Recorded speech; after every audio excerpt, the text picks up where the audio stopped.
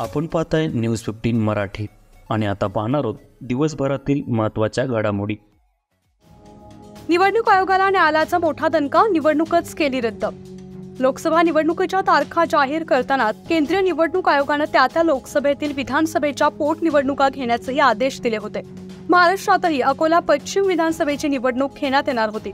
मात्र उच्च न्यायालयाच्या नागपूर खंडपीठाने अकोला पश्चिम विधानसभा पोटनिवडणूक रद्द करण्याचे आदेश दिले आहेत। भाजपचे आमदार गोवर्धन शर्मा यांचं 4 नोव्हेंबर 2023 रोजी निधन झाल्यानं अकोला पश्चिम विधानसभेची जागा रिक्त झाली आहे। त्यामुळे निवडणूक आयोगाकडून अकोला पश्चिम विधानसभा पोटनिवडणूक जाहीर करण्यात आली होती, परंतु आता ही पोटनिवडणूक रद्द करण्याचे आदेश मुंबई उच्च न्यायालयाच्या खंडपीठाकडून देण्यात आले। शिवसेनेचे माजी खासदार आढळराव पाटील यांचा राष्ट्रवादीत प्रवेश, आढळरावांना लोकसभेचं तिकीट।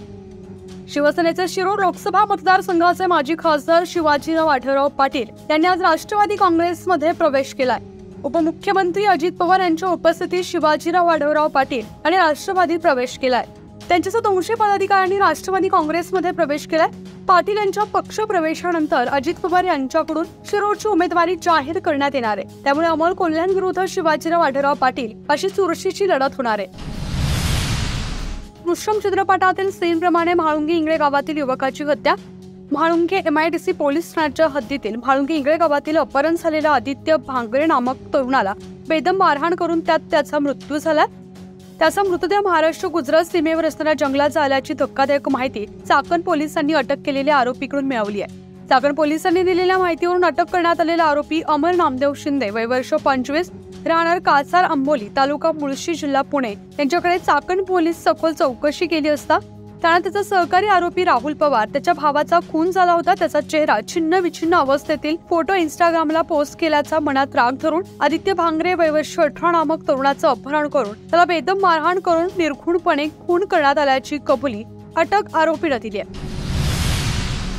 शासकीय नोकरीचा राजीनामा देऊन लोकसभा लढण्याचा ज्योती मेटेंचा निर्णय, पंकजा मुंडेंशी होणार सामना। लोकसभा निवडणुकीच्या पार्श्वभूमीवर चर्चेत आलेल्या विनायक मेटे यांच्या पत्नी ज्योती मेटे यांनी अखेर लोकसभा निवडणूक लढवण्याचा निर्णय घेतला असल्याचं बोललं जात आहे। तर यासाठी ज्योती मेटे यांनी शासकीय नोकरीचा राजीनामा दिलाय। लोकसभा निवडणूक लढवण्यावर ठाम असल्याची अधिकृत भूमिका त्यांनी आज स्पष्ट केली आहे। तसेच याबाबत आपण लवकरच आपली भूमिका जाहीर करणार असल्याचं देखील ज्योती मेटे यांनी म्हटलंय।